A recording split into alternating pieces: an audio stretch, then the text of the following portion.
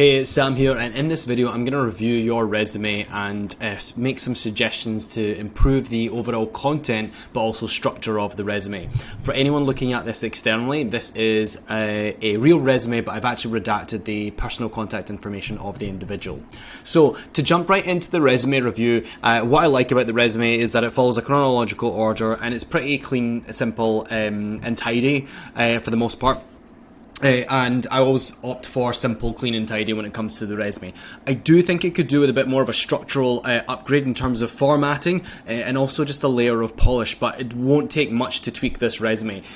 So what I'll do is I will provide you with some feedback, and just again, anyone externally, this is kind of what you can expect from for a resume review from myself. So to jump right in up at the top here, I think this information is perfect and it's laid out okay. What I would do is add the city here, just because you want to show obviously which time zone you're in, and also show if you're local to some of the opportunities. I know a lot of you and a lot of people want remote, but it is best to show at the very least the city that you're in so people can determine what time zone you're in.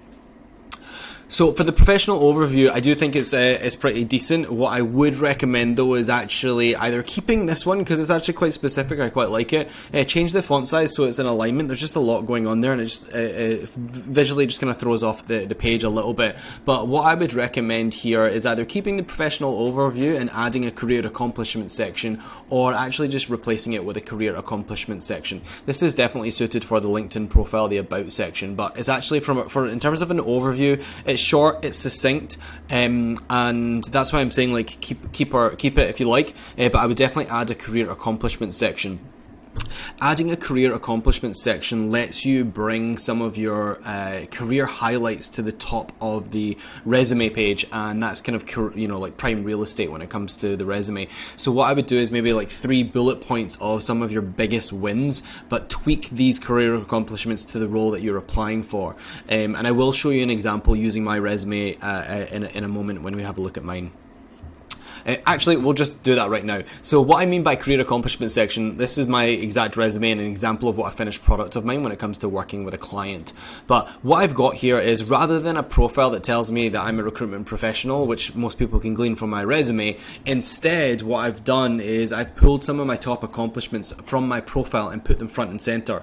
Now, this is the only section of the resume that I would change when it comes to applying for a role.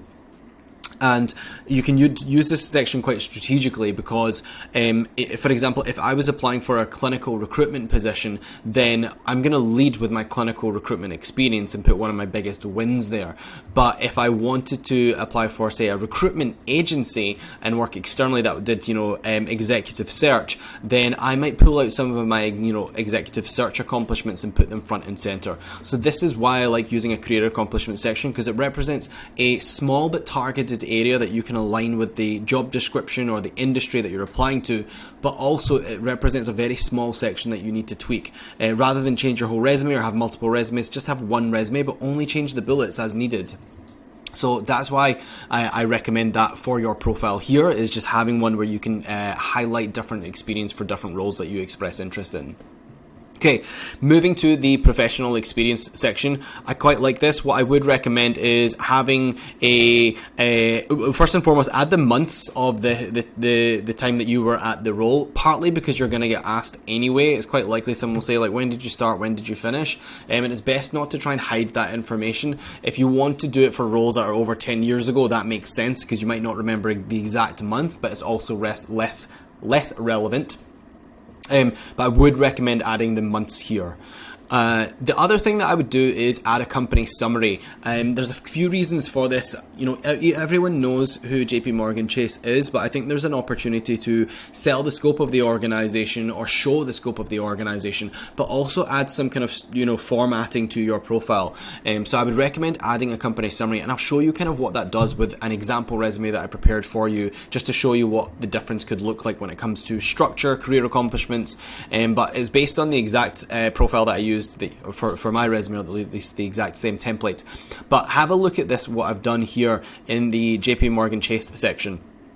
I've noticed that I've put the company name, but I've added the city, we've got the title, and then also the dates. It just puts a little bit more information. And what I've done is I have copied and pasted this online, but just put a little bit of information. Like, I didn't realize JP Morgan Chase was the largest bank by market capitalization and also has that many employees. So that was news to me. And where this is useful is, number one, again, it puts some structure into your resume and just kind of makes it look good, but also shows that you can communicate clearly in writing or focus on the key important points of a business. But also, if you wanted to apply to another bank, or even if you wanted to apply to a large organization, this tells the recruiter that you have already worked in a large structure, a large established or evolved organization. Whereas, for example, my experience doesn't stretch. I've not worked for companies with more than 2,000 people, and I would probably really struggle to fit in an organization that big. So that's why I say sometimes, it's helpful to have a company summary.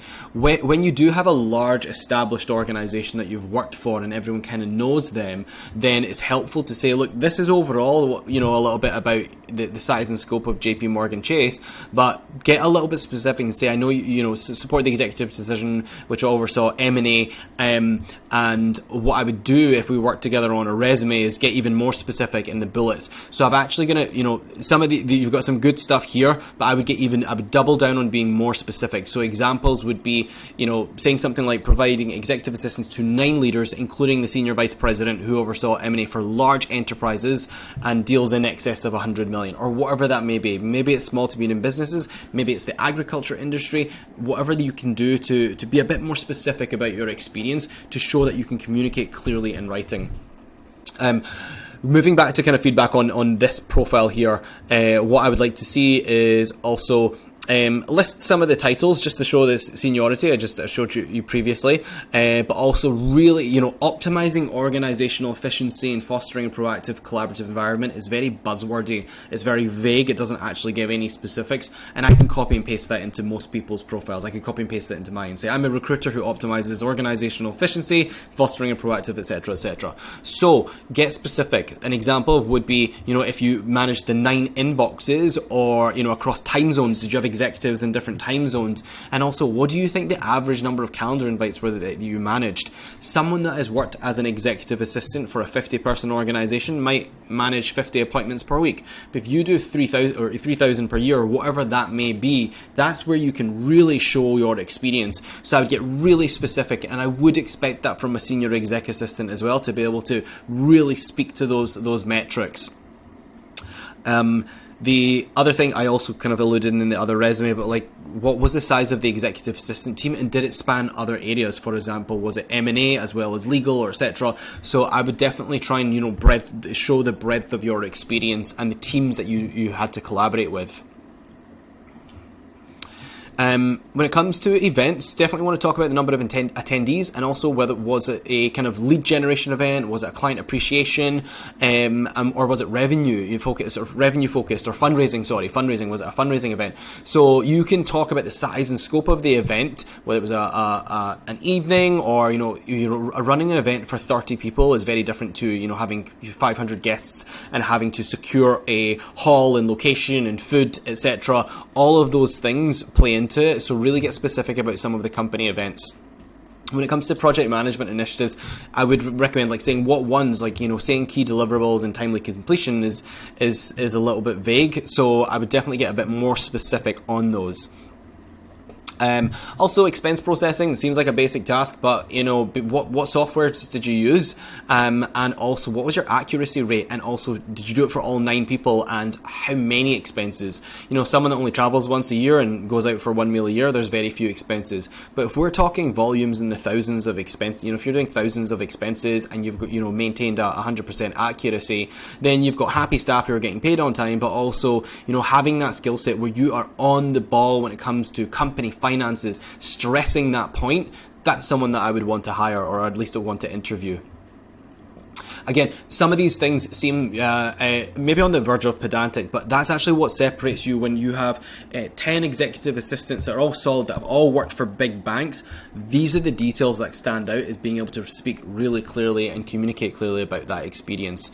If you're going to talk about team spirit and unity, definitely try and talk about employee net promoter scores, or even engagement, any kind of surveys that you did, any feedback, performance reviews about that. Something a little bit more tangible than just saying I fostered team spirit would be much more helpful.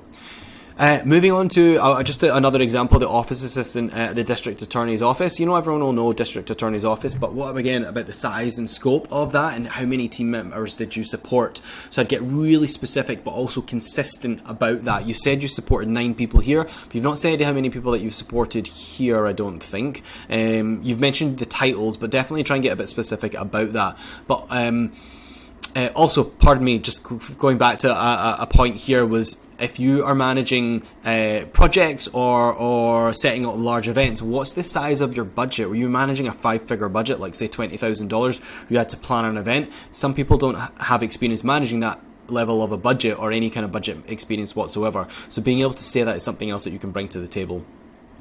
I would add a company summary, maybe just stating the purpose of that district attorney's office, and or if they had any specialisms, or just a little bit tidbit information. It keeps the consistency of your profile, and just kind of makes the overall resume look a lot better. Also here you've said up-to-date records. Maintaining 20 records a week, very different to 2,000 records a week. And also public information or legal information. Talk about the sensitivity, any privacy things that you had to learn and adhere to. That's also a skill set and knowledge in its own right. So just a few more details, similar on the same theme as before. I would recommend just getting really specific about maybe what cases or fields that they specialize in, showing off the depth of your knowledge in an area, but also it just helps, again, add consistency to the profile, where it shows that you can communicate clearly in writing and focus on what matters to a business or a service. So that's what I have here. It was just a similar feedback for all of the other roles. Even though Guess is a big brand, like, talk about the size and scope, you know. They're a global organization. So I would definitely just kind of put some of that for consistency, and it would add a kind of layer of polish to your profile. So this is an example of what it might look like if you wanted to follow this kind of structure: is career accomplishment section, the company summaries, and then hard-hitting bullet points that really talk about time, money, team, scope, all of those things. So anyways, I hope this was a helpful review for you and that it helps you in your search. If anyone else who is watching this is also interested in getting their resume reviewed with some actionable feedback and tips, feel free to drop me a message on LinkedIn. Thank you.